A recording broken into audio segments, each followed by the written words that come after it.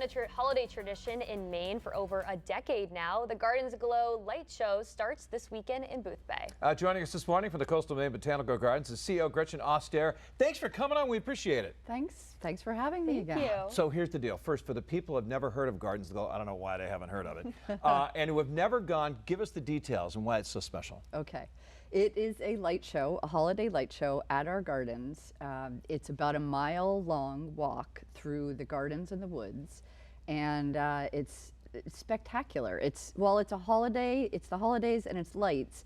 We do try to weave in nature and what's happening the rest of the year, so you'll see all kinds of representations of Maine flora and fauna at the gardens. Amazing. This is a very, very popular event. Yes, every year. Before we talk about this year's Garden Aglow, when do you start planning for the event? How much planning actually goes into it? Oh, a ton of planning goes into it. So the designer for Gardens Aglow, Brent McHale, he will start planning in February. So almost as soon as we start taking down this year's show, we'll start planning for next year.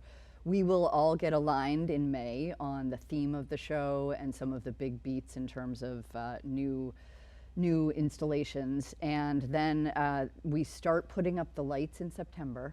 Oh. We have a team that's dedicated to it that works on that until we open, which is now, and then we have hundreds of volunteers and staff that are also helping with it. Well, you started with a special show for the media and others last night. How did that go, and what was the response? It was great. You know, every year we hear from people, it's the best show ever. And we love hearing that because we do try to make it special and different every year. And we heard the same thing last night.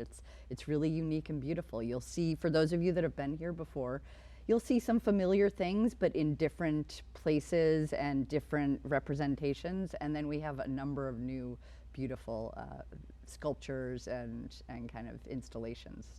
Amazing. So this is the 11th year. Can you talk a little bit about the tradition and how it's become a must-see for so many people? Yeah, you know, one of the things that I love is that for so many Maine families, and actually New England families, it's part of their holidays now. And so we see people coming back year over year. And I was saying last night to someone that I think there's something about the fact that it's so dark this time of year. As you were just saying, right? It's going to be getting dark close to 4 p.m. in early December.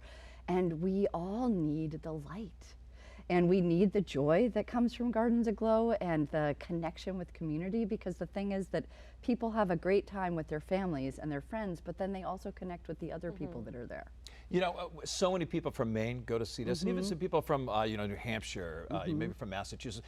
But this is always ranked as one of the best in the country. Yes. So you get people from not just New England to come and go to this.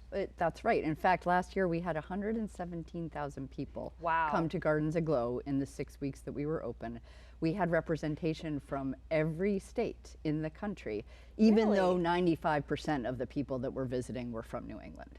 That is amazing, and It is, isn't it? that's such a great thing to hear too, that it's gotten this big. Can you talk about the days that you're open and when you're closed? Yes.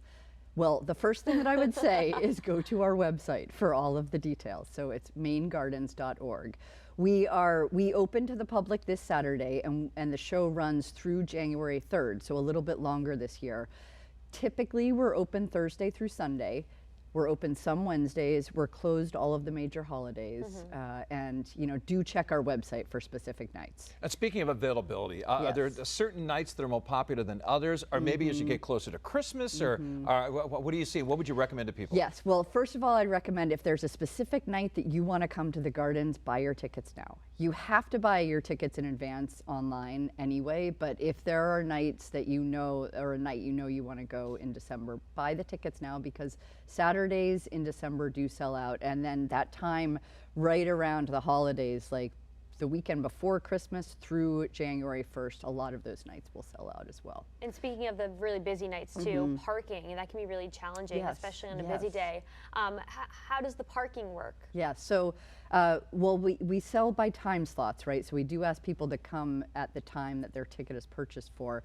We have a lot of parking at the gardens, but we also, you were talking about communities earlier, and this has become a really great community event for the whole Boothbay region. So we have Boothbay Lights that is kind of connected with the Gardens Aglow. It really is a community event. And we now have a park and ride shuttle that's available every Friday, Saturday, and Sunday night, sponsored by our local Chamber of Commerce. So people can go downtown, get food, do some holiday shopping, then take the shuttle to the gardens. They don't even need to worry about parking, and you get free chocolate. Oh, there you Not go. chocolate, hot chocolate, which is even more important. What about just regular chocolate? Yeah. Well, you have to pay for that. We do have it, though. Hey, and you mentioned the community, how big this is. Let's talk about the economic impact and how huge this is for the Mid-Coast and the Boothbay region. Yeah, I mean, so all of many local restaurants, local shops, local hotels are now staying open through New Year's, where they used to be closed on October 15th. So it's really huge in terms of economic impact. It allows us to keep our employees employed much longer through the year, and it allows many other businesses to do the same. So it's bringing money into the region. It's also helping us all keep people employed, which is so important. One other thing that I would say, kind of relative to economic impact, but circling back to the tickets, we do have early bird pricing for tickets prior to Thanksgiving. So for those folks who are price conscious, maybe, those ticket prices are frozen at last year's prices. So check that out.